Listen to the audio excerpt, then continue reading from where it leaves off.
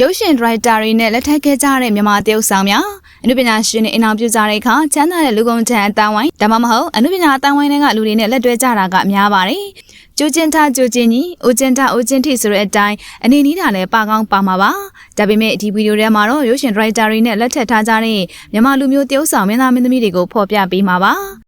နံပါတ်1ဇန်ခီဥပတံမြင်ထာဝရနှောင်ကျိုစတဲ့ဇလန်းတွေနဲ့ပြည်သက်တွေကိုအကောင်းဆုံးဆွဲဆောင်နိုင်တဲ့အပြင်အရေးချင်းရှိတဲ့ဇလန်းတွေဖန်တီးမှုကြောင့်ပြည်သက်အထင်ကြီးလေးစားမှုတွေပါရရှိနေတဲ့တရုတ်ဆောင်ဇန်ခီကဒရိုက်တာခရစ်စတီနာခီနဲ့လက်ထပ်ထားသူဖြစ်ပါတယ်ဇန်ခီဟာနယူးယောက်မြို့မှာအတန်ပိုင်းဆိုင်ရာအလုပ်တွေလုပ်ရင်တရုတ်ဆောင်အလုပ်ကိုစတင်ခြေလှမ်းခဲ့သူဖြစ်ပြီးဇနီးတန်နဲ့အတူရုပ်ရှင်အတူတွေကိုလည်းဖန်တီးခဲ့ပါတယ်။2018ခုနှစ်အရောက်မြန်မာနိုင်ငံကိုပြန်လာခဲ့ပြီးဇနီးတန်နဲ့အတူအနုပညာအလုပ်တွေစတင်လုပ်ကိုင်ခဲ့ပြီးပိုင်ဖြိုးသူနဲ့အတူတရုတ်ဆောင်ခဲ့တဲ့ထာဝရနှောင်ကျိုရုပ်ရှင်ဟာရုံတင်ကြေးသိန်းပေါင်း24,000ကျော်ရရှိခဲ့ပါတယ်။ရိုက်တာခရစ်စတီနာခီဟာရုပ်ရှင်ကရရှိတဲ့ဝင်ငွေတွေကမှဆက်အဖွဲ့သားတွေအတွက်ဘောနက်ထပ်ပေးခဲ့သလိုနိုင်ငံတော်ကိုလည်းသိန်းပေါင်း1,000ကျော်အခွန်ဆောင်ခဲ့ပါတယ်။ဒါအပြင်တက်မွန်မြင့်နဲ့အတူရိုက်ကူးထားတဲ့ဥပဒေမြန်ဇလန်ဟာလည်းပြည်သက်တွေတော်တော်လေးသဘောကျအကြိုက်တွေ့ခဲ့ကြပြီးရိုက်တာခရစ်စတီနာခီကရုပ်ရှင်3ကားသာရိုက်ထားပြီးမဲ့ပြည်သက်အခိုင်အမာရရှိထားသူပါ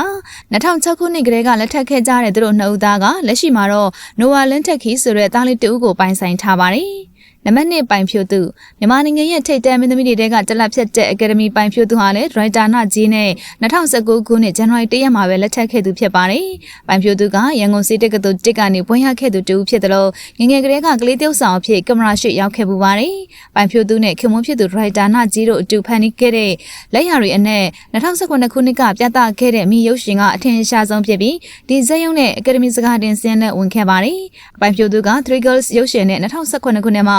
အကောင်းဆုံးအမျိုးသမီးဇက်ပို့စုရရှိထားသူဖြစ်ပါတယ်။နံပါတ်3မျက်မွန်လူမင်းရဲ့နိုဘလူရုပ်ရှင်မှာတကြော့ပြန်လဲပါဝင်လာရင်းနဲ့အကောင်းဆုံးဇက်ပို့စုအတွက်ပါအကယ်ဒမီတစ်ကြိုပေးခြင်းခံခဲ့ရတဲ့တရုတ်ဆောင်မျက်မွန်ဟာနာမည်ကျော်ဒရိုက်တာဦးတာတူနဲ့အိမ်အောင်ကြခဲ့ဘူးသူဖြစ်ပါတယ်။မျက်မွန်ဟာပထမဆုံးရိုက်ကူးတဲ့ဇလန်မာရင်အကယ်ဒမီရခဲ့သူဖြစ်ပြီးအဲ့ဒီအချိန်ကသူမအသက်18နှစ်သာရှိပါသေးတယ်။အဲ့ဒီအခါကပထမဆုံးရိုက်ကူးခဲ့တဲ့ဇလန်မာရင်အကယ်ဒမီရခဲ့တဲ့မင်းသမီးဆိုလို့ជីထေးဆန္နာနဲ့မျက်မွန်တို့3ဦးသာရှိခဲ့ပါတယ်။ရိုက်တာဦးတာတူနဲ့အိမ်အောင်ပြက်ဆဲပြီးတဲ့နောက်သူမကအကော်ရီယန်အောင်ကျော်နဲ့ဆက်လက်တွဲခဲ့ပါတယ်။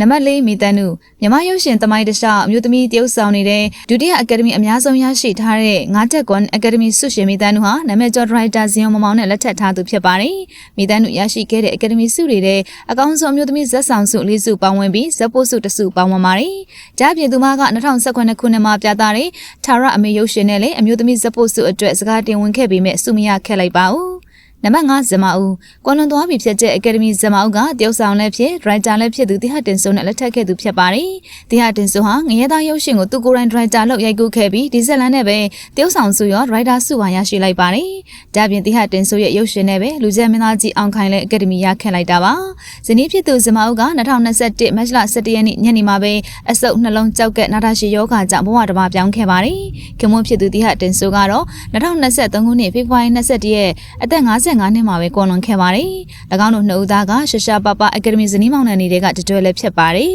။ပြည်သက်တွေသဘောအကျဆုံးလေးကိုလည်းကွန်မန့်မှာပြောခဲ့ပေးကြပါဦး။အဆုံးထိကြည့်ရှုပေးတဲ့အတွက်လည်းအားလုံးကိုကျေးဇူးတင်ပါတယ်။